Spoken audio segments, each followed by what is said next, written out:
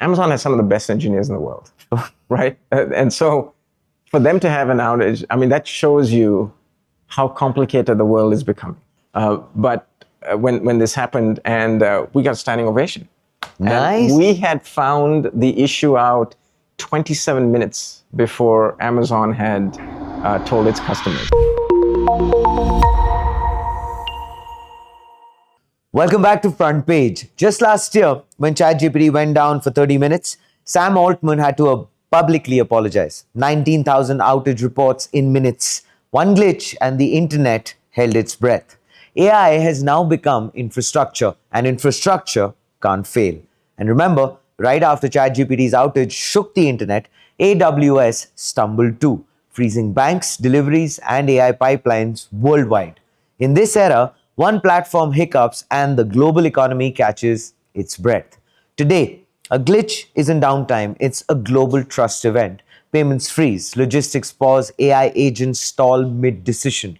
Healthcare dashboards lag. The internet doesn't just serve pages now, it runs the economy. And in that world, observability isn't a tool, it's critical infrastructure. Monitoring was built for machines that waited for instruction. The world now runs on systems that decide. Microservices, multi-cloud, LLM pipelines, agentic workflows, autonomous remediation. You don't just need to watch them, you need to verify them, steer them, and audit their decisions in real time. This isn't visibility engineering, it's trust engineering. And that's the world New Relic has been quietly building for. For a decade, people thought New Relic was APM. Nice graphs, alerts, engineers nodding at screens. Not anymore. They built the control plane for digital truth, unified telemetry, logs, metrics, traces, events, open telemetry aligned, no vendor lock-in, code-aware visibility, predictive diagnosis plus auto-remediation, AI-assisted reasoning. This isn't find the error, it's stop the chain reaction. That's the difference between a glitch and global downtime. Last week, they pushed the frontier further. New Relic now lives inside GitHub plus GitHub Copilot, not to write code faster, but to trust AI written code. Because here's the truth, no one wants to say out loud.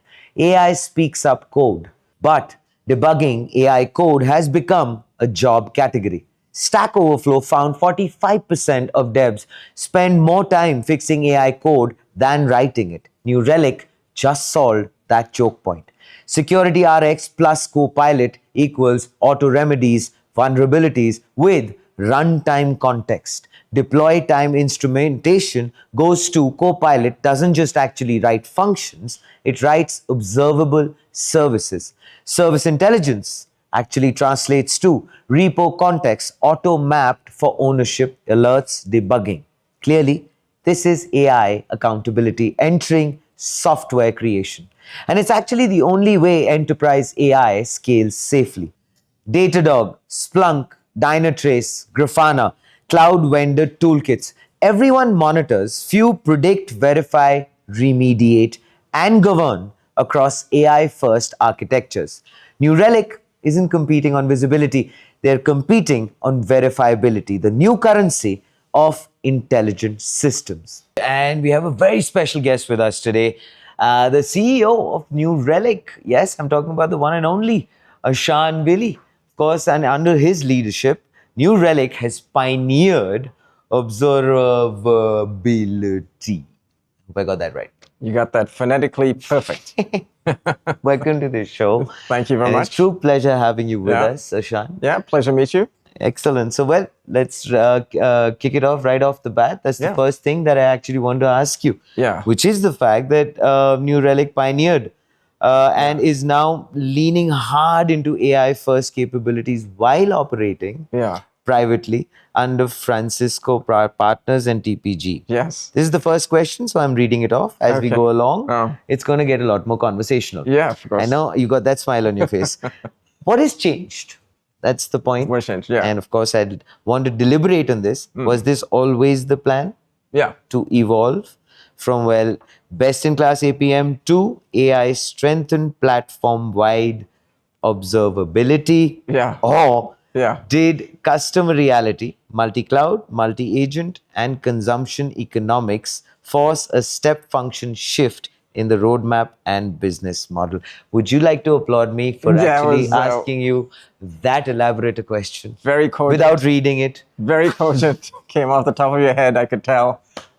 So look, so maybe let's start from the beginning. What is observability? Please, yes. Right, because that's a mouthful. Yes. Right, as you showed. As right? as you demonstrated. experienced it. Yes. So so think of it this way, right? Is as software and applications have become more a part of our life, right? I mean, you get up, you look at your iPhone, you order something, you order breakfast, then you order groceries, you go to your health app, you watch something, UFC on streaming as an example, right?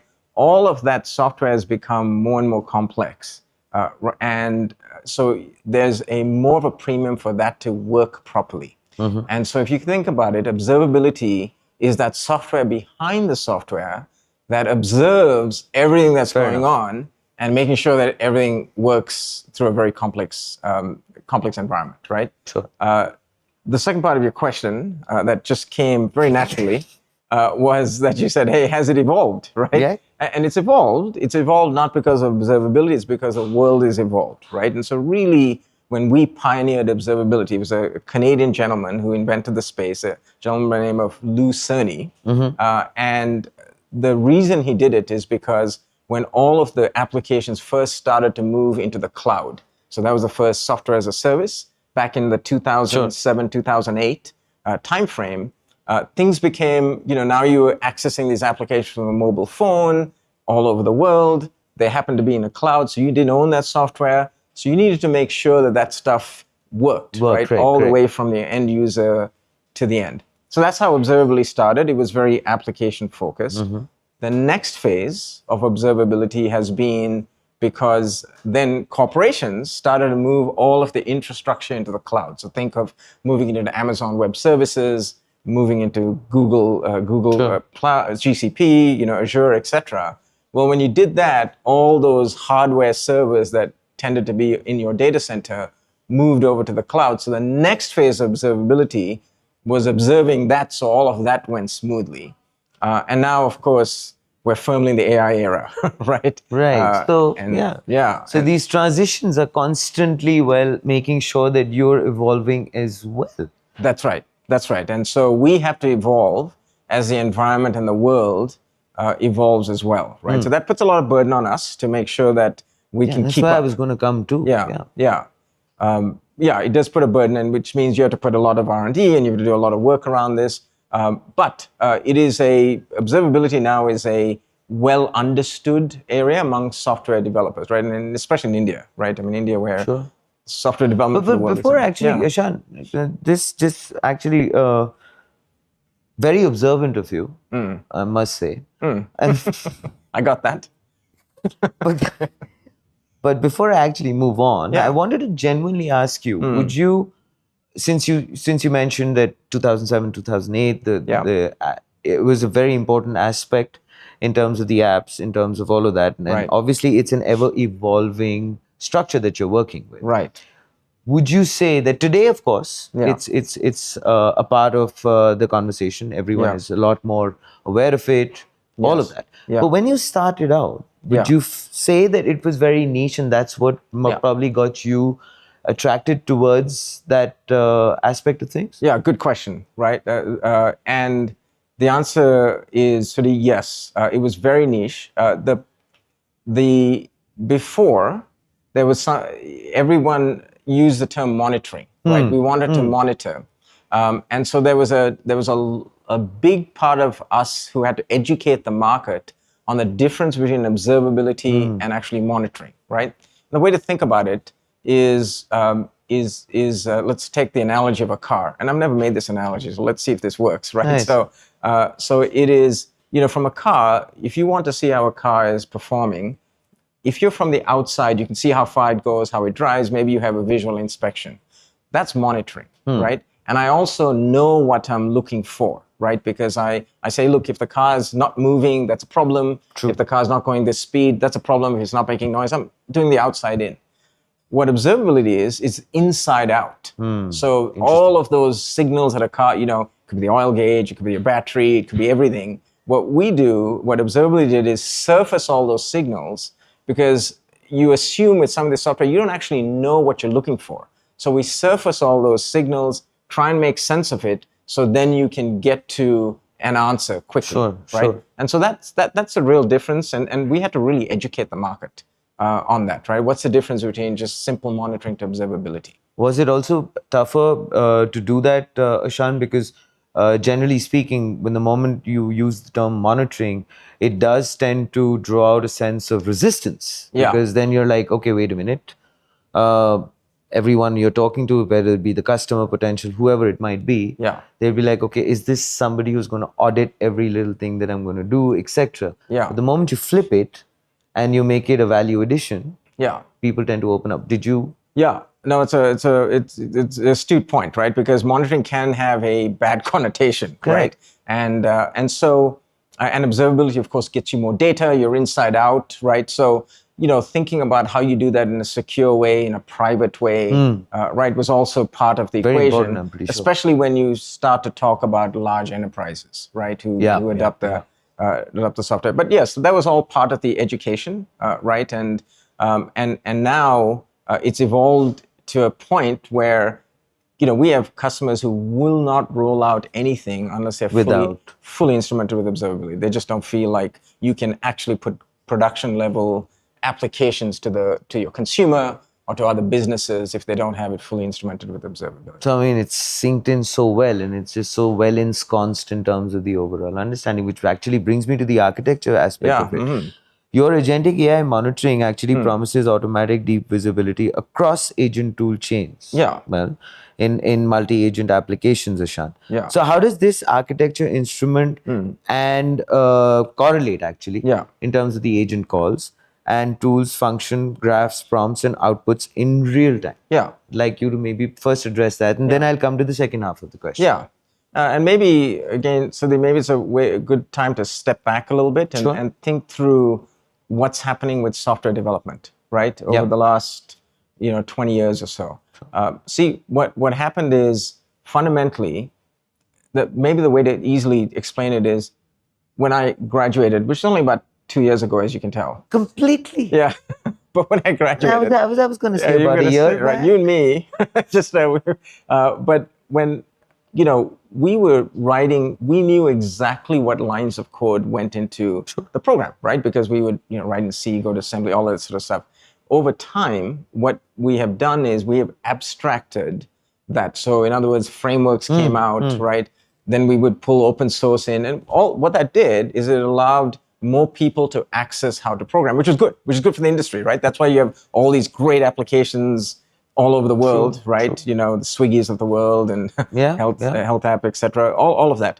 But that sort of started, and now what's happening with AI is you're actually having another level of abstraction, right? So rather than writing actual code like in Python, etc., you can start to do plain English, or you can have an agent write that code for you. Well, all of that is coding. Vibe coding, exactly, right? So all of that is great, right? Because you get more creatives in building code. You get more code. You have more programs.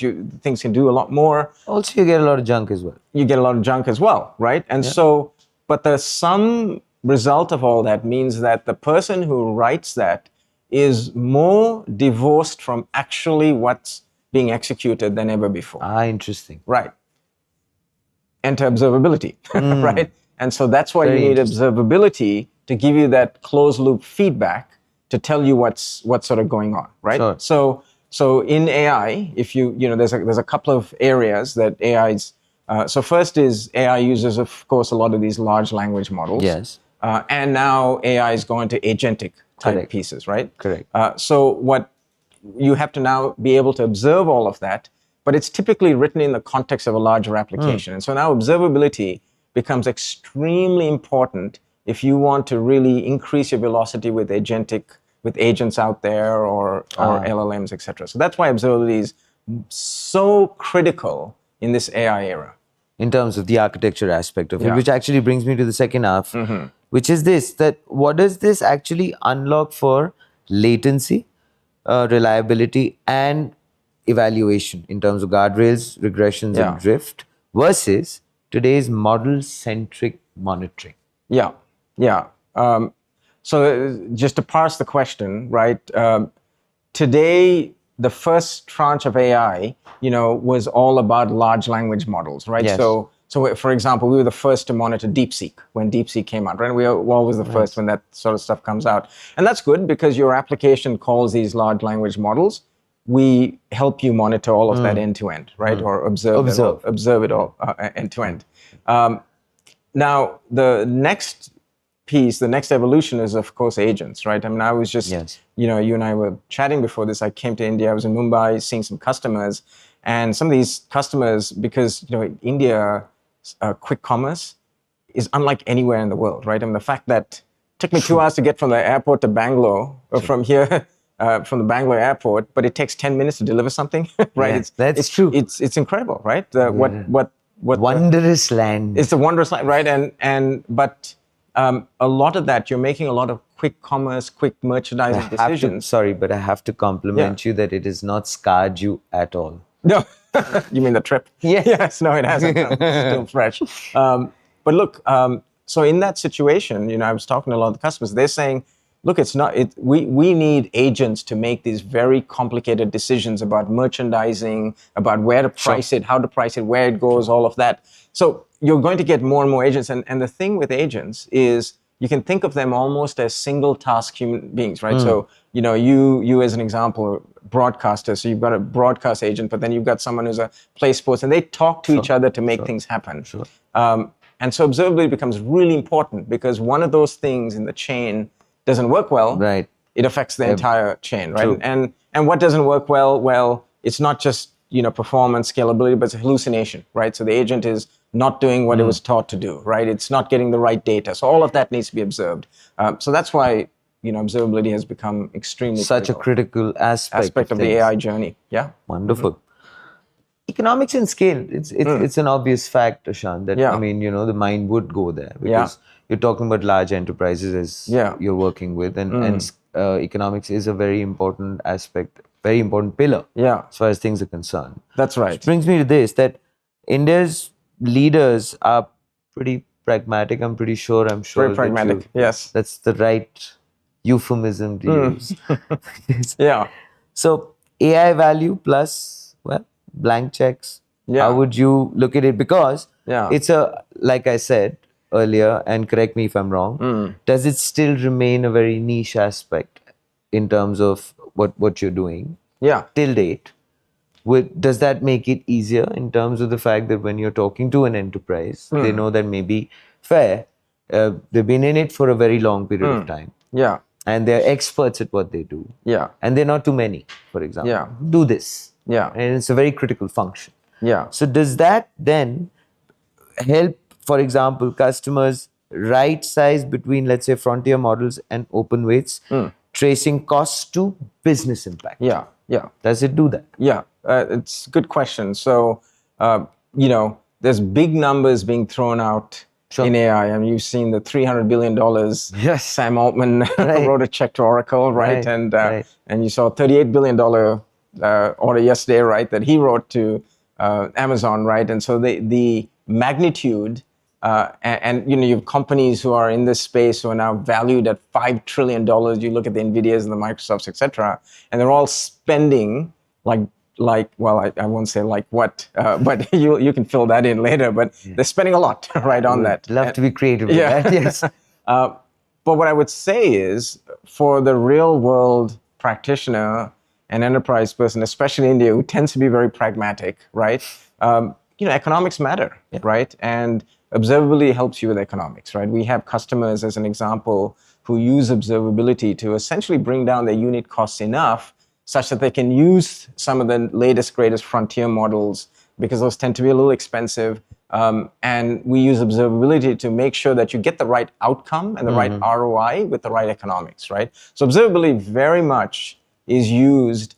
See, observability started as just observing, is your application up, is it working, etc.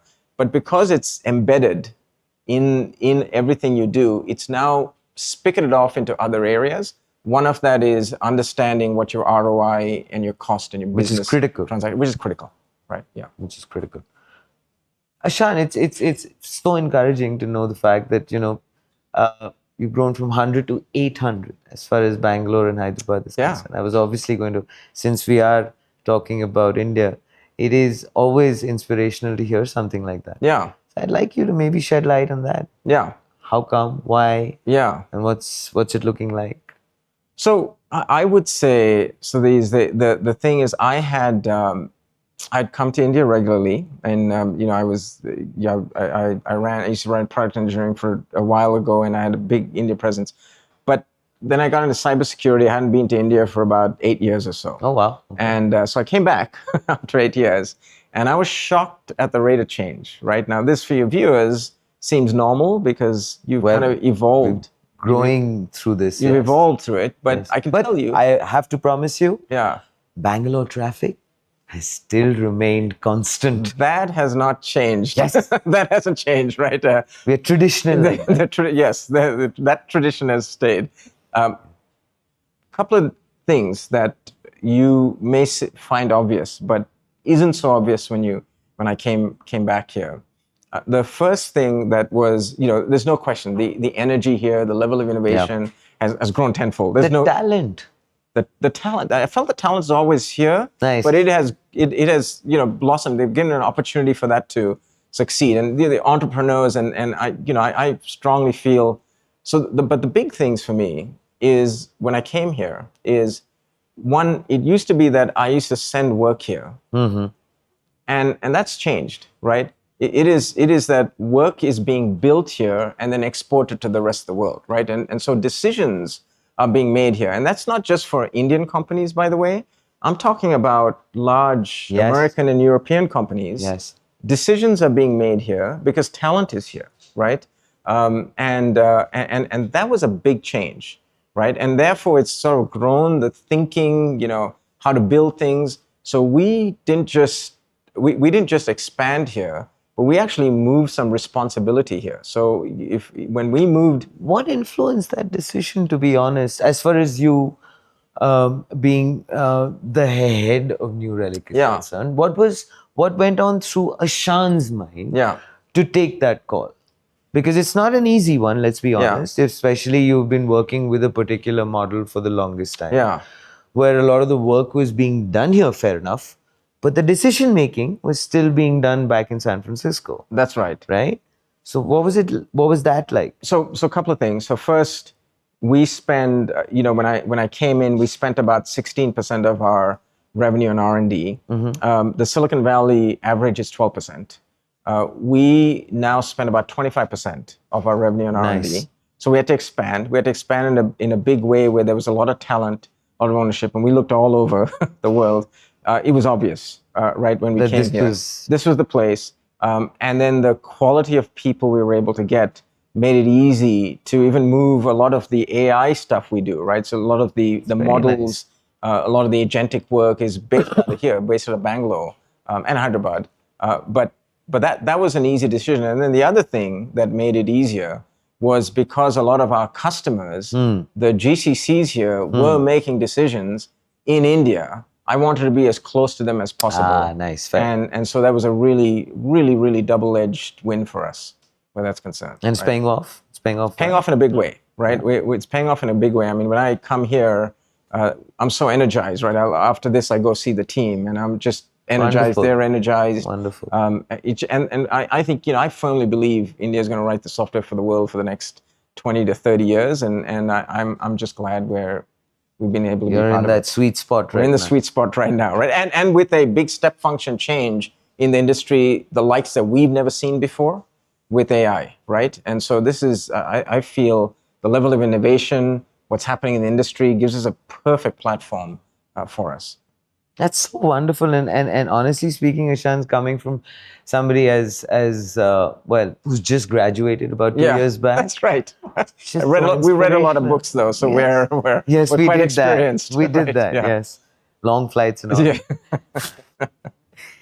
The governance and trust aspect. All right. So this is a very important factor. Yeah. And so let me just walk you through this, which is that real AI adoption actually stalls without lineage, auditability, and policy. What's your thought on that first, before I get into the elaborate question of it? Yeah, there's no question, right? When you made the comment earlier, when I said, hey, more software is written, right? And more possibilities, and you also said more junk. Yep. And that's absolutely true, right? You can write a lot of bad software and bad behaving software, right? And so governance becomes important, security becomes important, right? Compliance becomes important.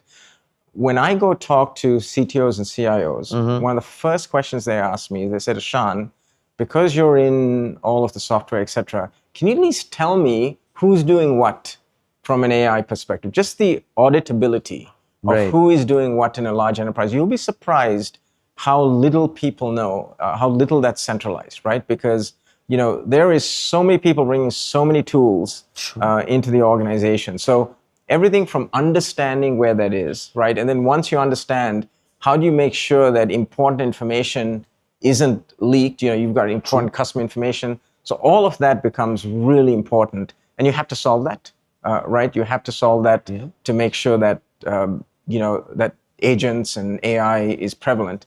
And observability is a big part of that. Because we know where you're sending stuff. There's no line to us, right? We know where you're sending stuff. We know what you're calling, right? We know what sort of data you're exporting, what set of data you're inputting. So all of that becomes a really, really important set of information for your CTO, CIO, CEO to make some important business decisions and governance decisions, right? And so we're actually part of the solution with as far as that is concerned. Absolutely. Yeah. You actually hit the nail on the head, because this is what brings me to this fact, which is that how do you operationalize trust, to be honest? Because like you just mentioned that CTO is asking you this, and in terms of the auditability factor and the fact that tying telemetry, data lineage, and policy. I want to understand, Ashan, that boards and regulators in BFSI, for example, public sector, and healthcare are comfortable putting AI into mission critical paths? Yeah. The way I think about this, Sudhi, is that the technology will always get ahead of the compliance piece, right? Interesting point. It's always been the case. Yes. Right? And we're always playing catch up. It's always playing catch up. Yeah. And there's a fine line. Look, there's some definitive law. Look, you can't let personal information out. Right? There's those that, and they know those are in the lines. But what agents do, it cuts across silos, it cuts across organizational silos, cuts across software, but it gets a lot of information from different places to make decisions, right? And all of that information may not be information you want to expose, right? And so there's going to be there's an interesting sort of a race, right? And that's why you have the EU Act, EU AI Act, right? Trying to regulate this. And the big question, especially for someone like India, right, is you have to kind of see where's the line between innovation, right, and regulation. And that's a line that, it's a conversation that we're going to keep coming back to. But do you think also it has something to do with the fact that, Ashan, that it's relatively new, it's still evolving, it's dynamic? Yeah. So is that also contributing to it? No question. But this is evolving faster than I've ever seen it evolve, right? And you can, and I'll give you the data point behind it. Maybe I'll give you more of a San Francisco data. Well, I'll give you a couple of. But it would be nice for the viewers as well to understand that. Yeah. So let me give you a database view, and then I'll give you an observation point of view, right? So the database view is that in India, last year at this time, less than half of the enterprises had adopted AI. Today, it's we do an observability study.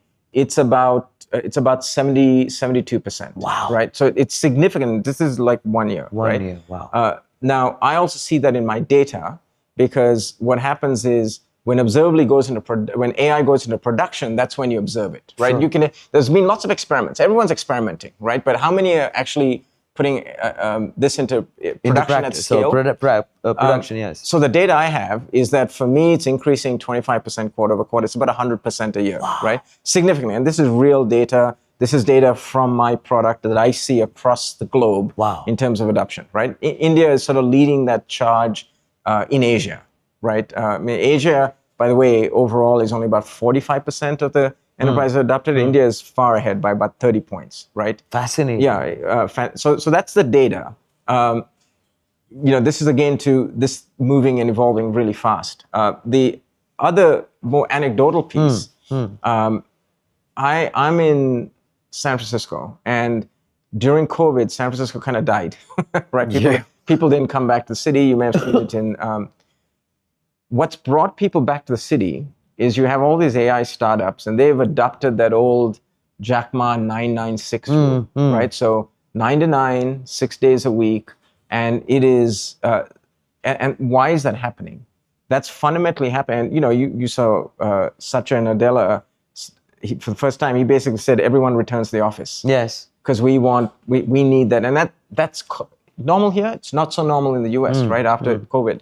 And the reason is everyone is scared of falling behind, right? So this is evolving really fast, right? And so just back to the compliance piece, it is important, and observability can help certainly give you that information, but it is going to be an interesting situation, country by country, how the regulators keep up with this compliance piece when something that's evolving much faster than the internet or mobile or anything that we were always behind in compliance to start with. Yeah, but that's what's happening, right?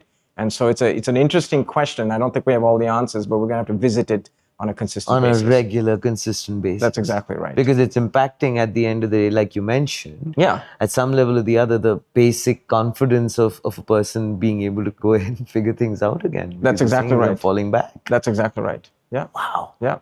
It brings me to this then, that the figure is 72.8 minutes per hour, which is the wake-up call question. A single DNS fault in AWS. Yeah, that's right. We all aware of that. It rippled globally, Ashan. Yeah. Right? So, brings me to this point, which is that estimate peg losses at $2 to $3 billion in hours. Yeah. I've understood Staggering, that you right? really enjoy figures, and it's something which right. is always at the top of your mind. So I'm sure this would be staggering as well for you. In hours, with Amazon's own hit was almost 72.8 million per hour dollars. So this brings me to this thought then, Ashan, that what did that incident reveal about control plane fragility and hidden dependencies? And then I'd like to come to the second half of the question. So I think, and I'm going to put a little plug in here, if you don't mind, on this one too, right? Because I experienced this, and this is a good moment for me in my career, or at least in Relic. As you welcome from Sri Lanka, I just gave you a volley on the front foot. There you go. Right. So yes, hit it through covers. Hit it the covers. Okay, got it. All right. So let me hit this through the covers. So so first, I think the first thing, I think the macro statement for me is, look, Amazon has some of the best engineers in the world, right? And so for them to have an outage, I mean, that shows you how complicated the world is becoming. True. Right. And now it's a DNS issue, right? So I'm sure they'll never happen again when that's concerned. So my plug, right, is that, and I was with our customer advisory board last week. This was the America's version. We'll be doing the Asia version soon. But when this happened, and we got a standing ovation. Nice. And we had found the issue out 27 minutes before Amazon had told its customers. That is fabulous. Yes, so that's my plug. But honestly, congratulations. Thank you. On that. And Thank you. I feel definitely is praiseworthy. Yeah, and that's really the hard work of the team, right? I'd like to say it's all me. It's not me at all. It was the team who did all that work, but it was fun. That's always a good leader. I have to say that, Ashan. Truly, I mean that. No, I appreciate that. So the team did a great job, and that was great. That saved a lot of our customers, because a lot of our customers run very critical, 911 services, run very critical delivery services. They run their business on our observability. So that was great. Now back to the fragility. what's interesting is the figure worldwide has grown from, it used to be a downtime, and our downtime would cost about $1 million on average. It's now cost $2 million on average. In India, it's anywhere from 1 to 3 million, right? And why the divide? By the divide, yeah. There's a difference between some of the traditional companies who are digital immigrants, so to speak, and the very digital native companies who the wonderful ecosystem you have here, right? And that the cost of those outages are just going to increase as this world becomes more AI oriented, more complicated, right? So it is important for us to get in front of it. The Valhalla for all of us, right, in the observability space is to spot a problem before your customer spots it. And ideally, you spot the problem and can initiate a fix before anyone notices, right? So that's where the self-healing is. That's where the aspiration is. That's exactly right. It's almost like the autonomous car, right? True. You should be able to drive yourself. Same with observability. You should be able to fix everything yourself. It's just a complex world out there, right? So that takes a lot of time and work. And I'll give you just very specific. One of our customers, when we were working with them, about 75% of their issues were reported by their customers.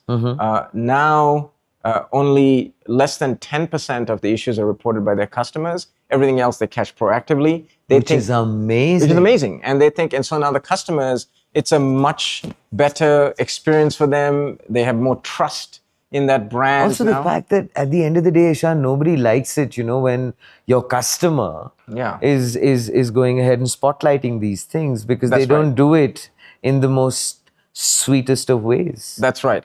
Well, and what I hear, what I've been told by all of our customers here, they tell me that the Indian consumer is not as forgiving. Really? What gave you that impression? They will let you know when you've had a bit of a glitch, right? So it's very important, and so hopefully that's the parliamentary way of putting it across. Yeah, I think I can get out of the country unscathed now, right? All right. The India adoption aspect. Obviously, it's very important for us here, and the fact that it's so encouraging to know that those 8 years that you were not here, and then you came back and you found it pleasantly surprising that there was so many, and then you actually walk the talk in a big way, and you're continuing to do so. That's right. Which actually brings me to this then. Indian brands like, Swiggy, Acco, Find, Kisht, Postman, and, Darwinbox already run on New Relic. That's right. Yeah. So well done. Thank you. Yeah.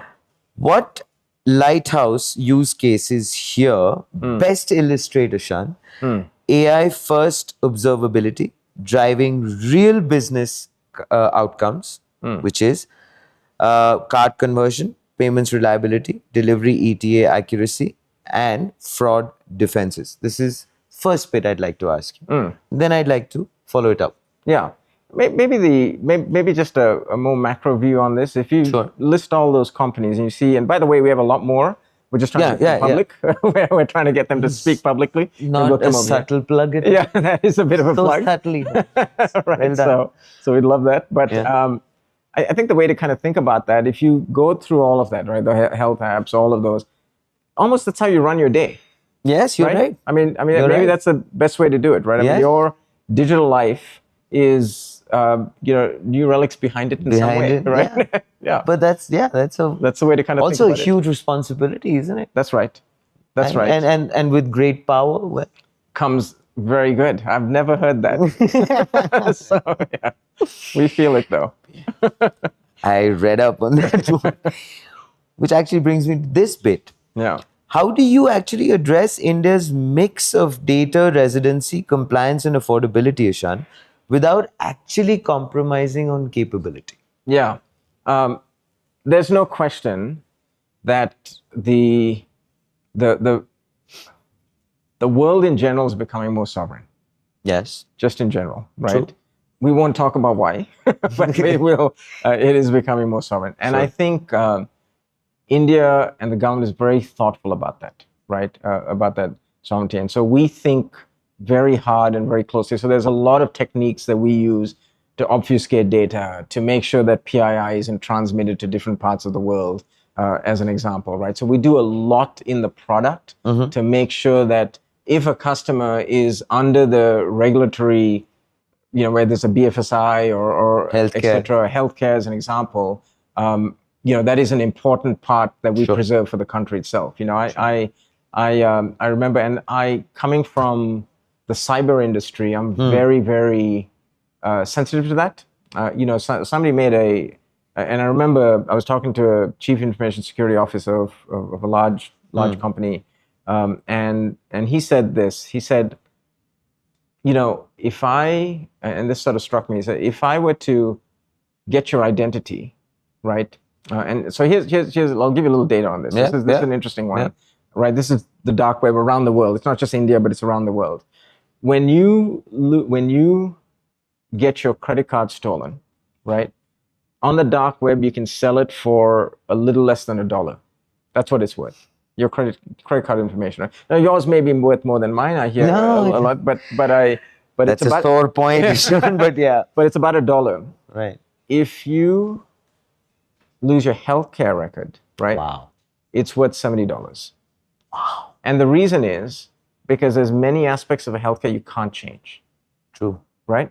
And the scary. It's very scary. And the way he described it to me, because he was in charge of a large healthcare, and he said, Shan, my responsibility is if I have a child and their healthcare record gets stolen, that person has to live the rest of their life knowing that their specific healthcare information is out there, right? Wow. So observability, while we're not directly in the security space, we have information that can help a lot of our clients get to answers, right? And so we take that responsibility pretty seriously.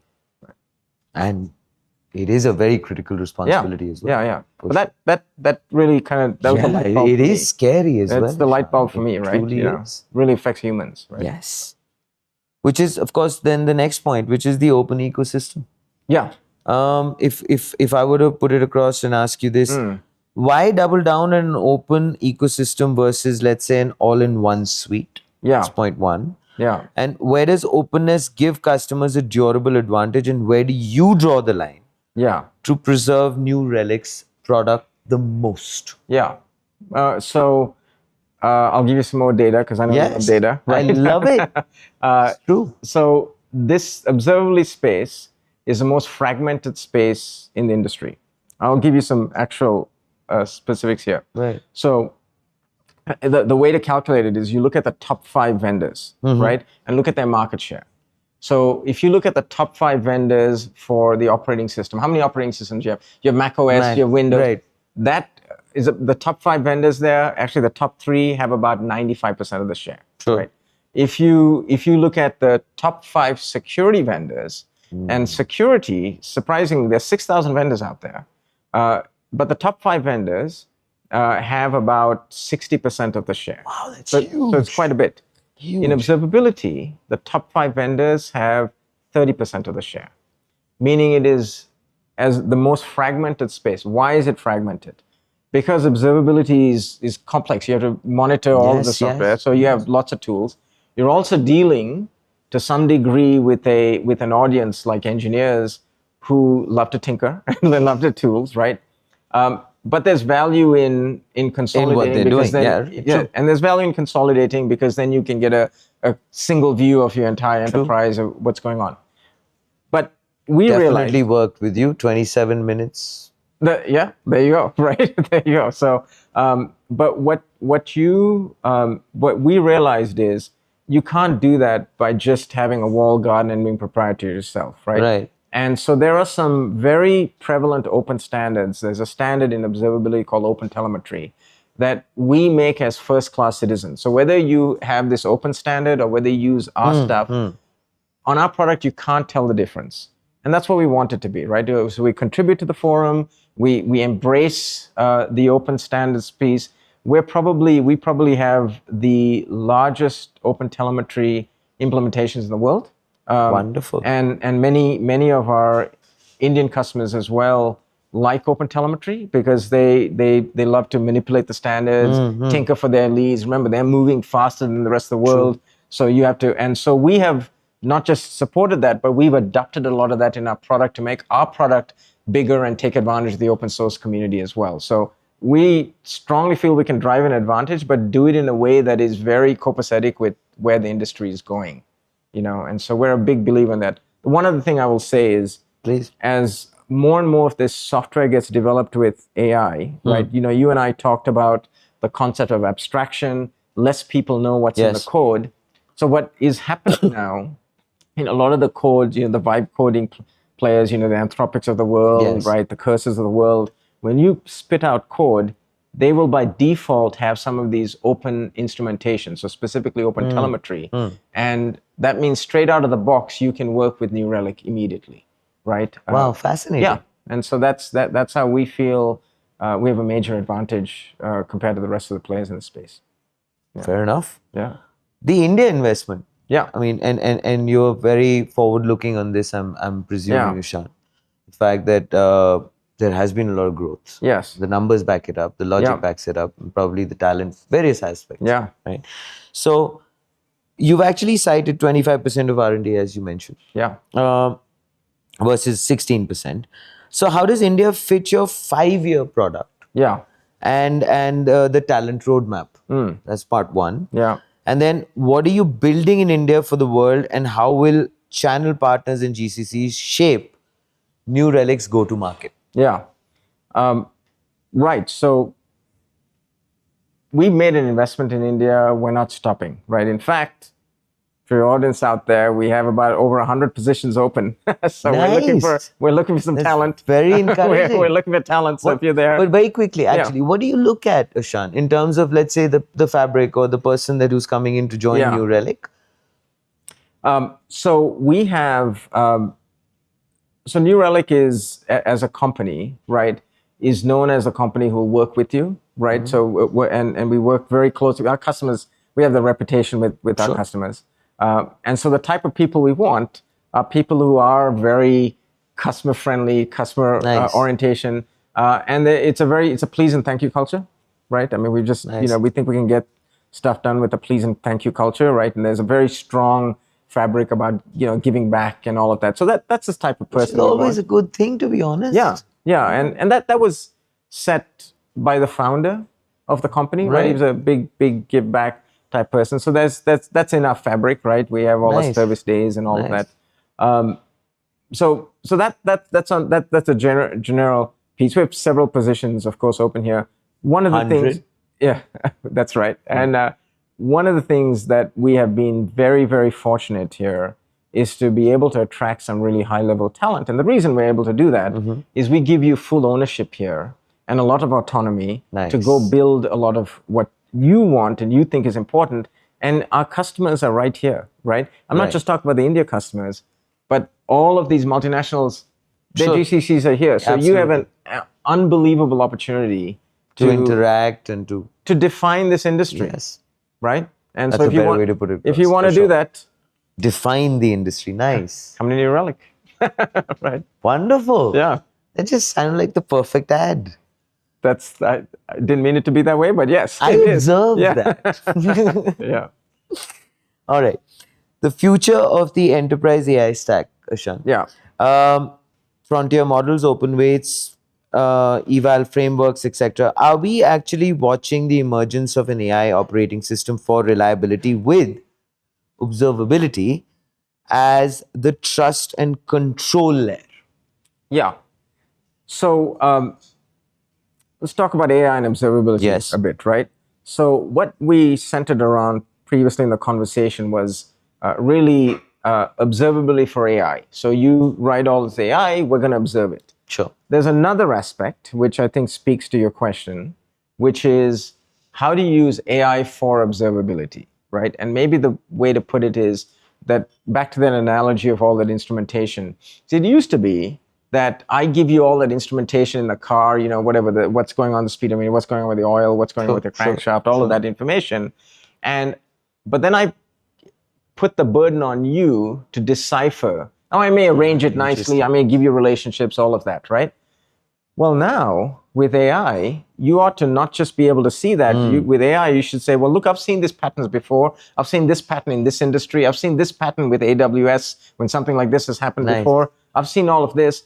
And be able to tell you, take away that cognitive overload, right? And make you, as a practitioner, say, hey, this is what's going on in the environment. And the next step is inform you, but then set off a set of actions that solve the problem, right? So that's what's happening with, and this is really exciting. The next piece is a lot of what's happening with observability is a lot of the business owners are saying, hey, look, I know my engineers, my practitioners, my CIO use this data, but me as a business owner, I want a set of data. For example, I want to be able to tell you how much my system affects my transaction, how much my transaction costs on a per transaction basis, how much revenue it's generating, how it's flowing through the system, how I can optimize it. So now you start to have a different audience looking at observability, and a big part of that is because AI is making that possible, right? Of that. So it's a very, very exciting time for us because we're seeing a lot of personas, chief digital officers starting to look at us, right? In some cases, I have a customer where CEO gets up every day and takes a look at how his retail, and then the retail space. I have another CEO who is in the call center space, and for him, it's all about reliability all over the world. It's large company. And he looks at reliability. It's very encouraging, isn't it? It's fantastic because we get to new audiences. You get away from the techno mumbo jumbo, and you get to actual outcomes that normal people can Which wasn't the case earlier. And AI is making that very possible for us, right? So and it's bringing a whole new worldview to the decision making, probably, Ashan. That's exactly right. Exactly right. I mean, you want data. This is a set of data that you haven't had a business owner have before, that they now have access to at their fingertips. Right. And so that's super exciting. Which makes it very, very good. All right. So very quickly, I would like for you to tell me, New Relic recently partnered with GitHub. Yeah, that's right. Everyone expected AI to boost developer productivity, Ashan. Yes. Instead, GitHub has actually quietly become the world's largest dumping ground for unreviewed AI code. Do you agree with that? You know what? Fair. You said that. I didn't say that. It was written here. I'm just reading it off. Right. You know how much both of you and I enjoy reading. That's right. So, driving more debugging, more outages, and more security debt. Yeah. What's your take on that?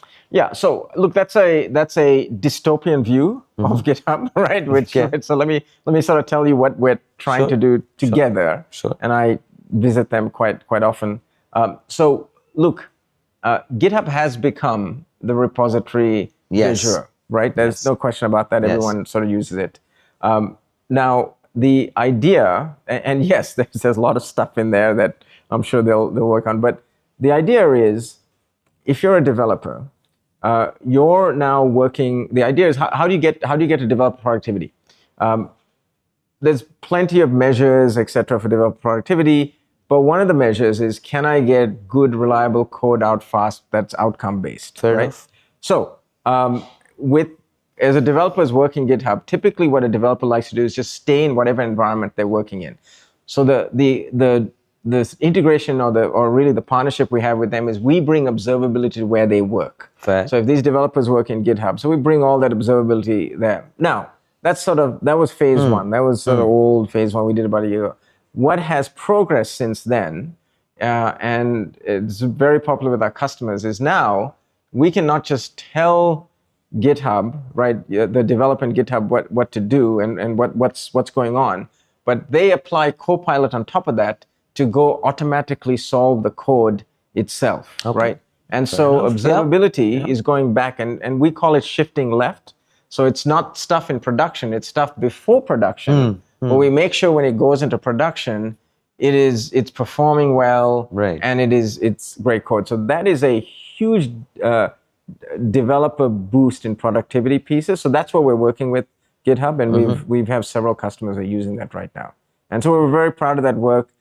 You can see us do more of that with not just GitHub, but some other players that we won't talk about now, but they're soon to be announced as well. Fair. And as you mentioned, and very honestly so, that there is other stuff which is, as far as GitHub is concerned, but they need to work on it, and I believe they will be working on it. Yeah, sure. yeah. Look. I mean, they have a very advanced view of how AI can help coding and efficiency and developer productivity. And observability is a big part of that plan. And New Relic is partnered very closely with them, which is a wonderful thing. Yeah.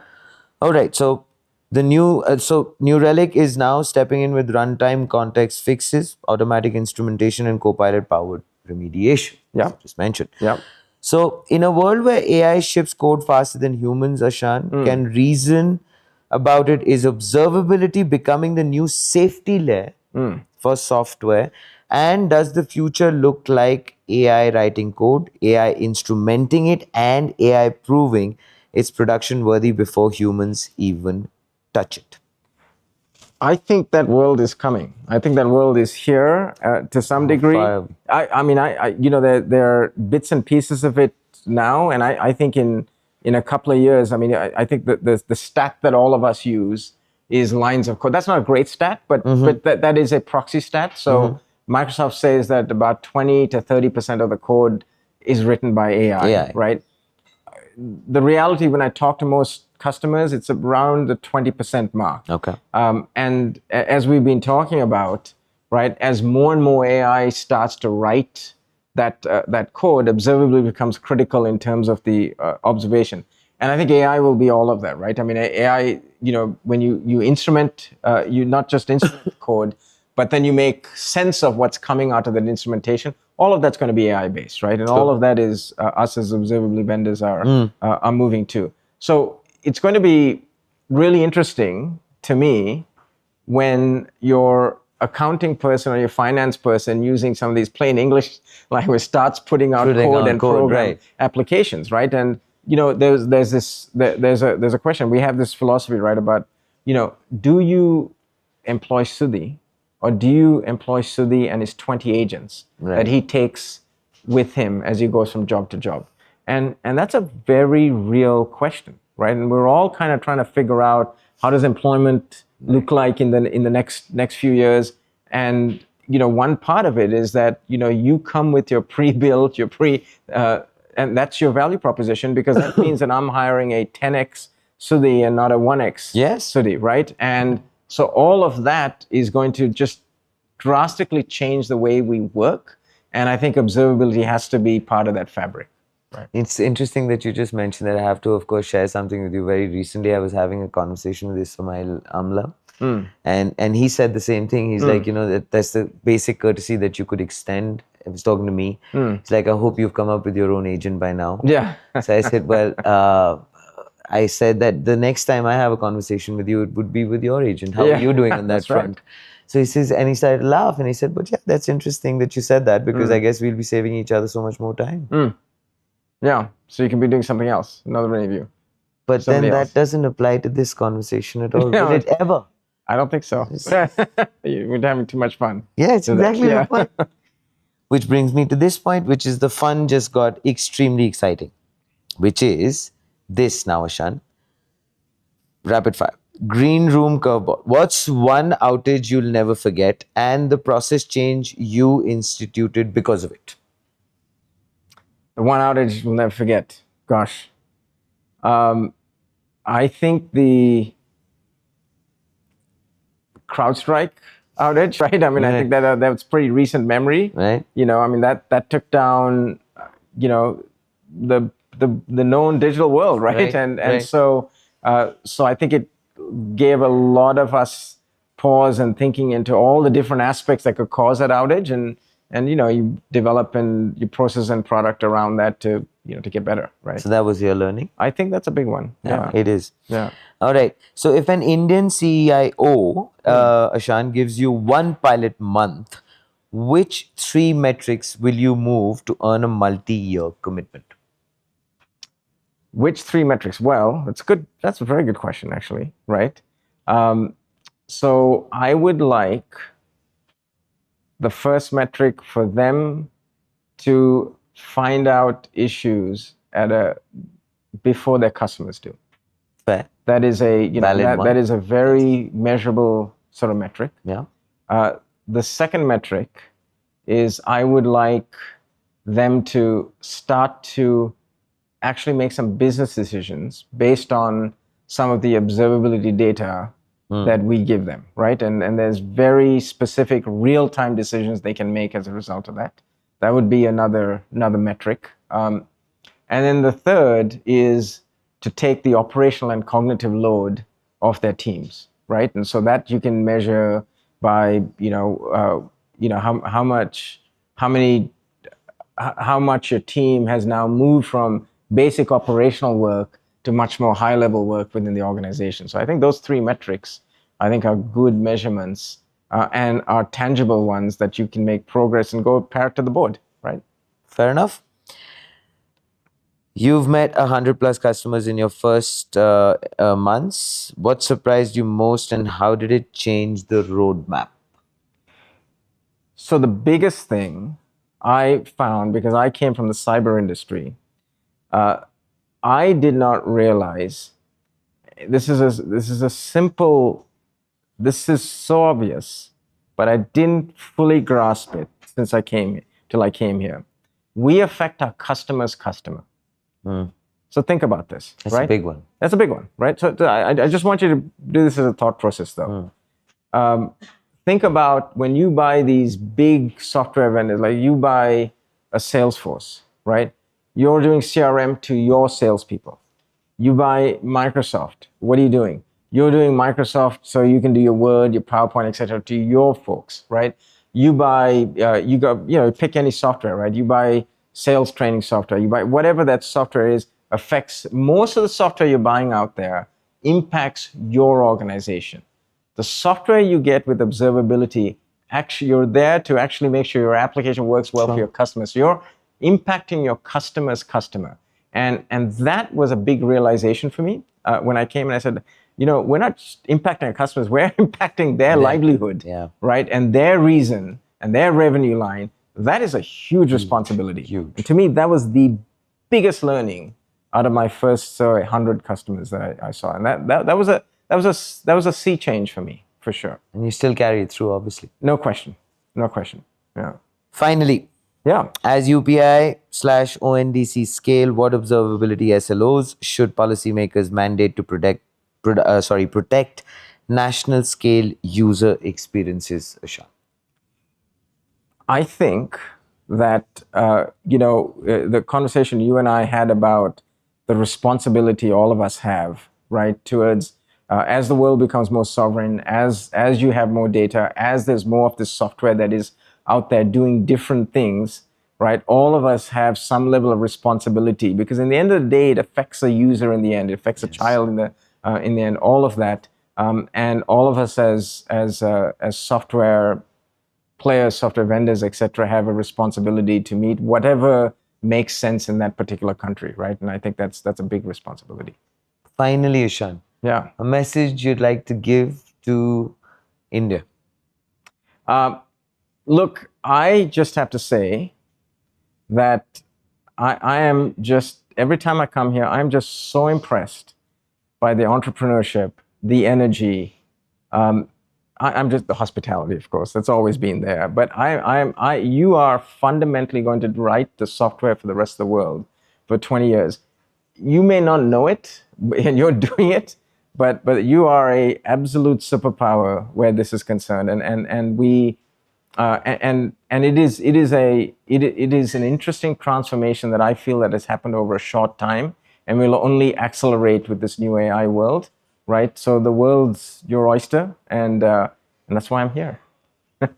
I like that last bit. Definitely enjoyed it. Well, yeah, me too. It's been a true pleasure, Ashan. Definitely been a true pleasure. Appreciate it. Wonderful interaction. Of course, wishing you, New Relic, so many more milestones moving ahead. And I wish that constantly what I've been able to understand and gather is the fact that you are a progressive bunch of people. The team is vibrant, it's electric, and it's got a wonderful leader in you. I appreciate making sure that everyone is on their toes, everyone is always going ahead and is ahead of the curve. And this is, of course, wishing you new Relic. Well, ladies and gentlemen, on that note, it's a wrap on Front Page on AIM Network, India's definitive media organization and voice on everything AI and technology. Front Page is powered by MachineCon 2025, an invite-only residential summit for GCC heads, exclusively brought to you by AIM Network. Well, we sure hope that you enjoyed today's Front Page, because till we are back, all you need to do is think AI, think AIM.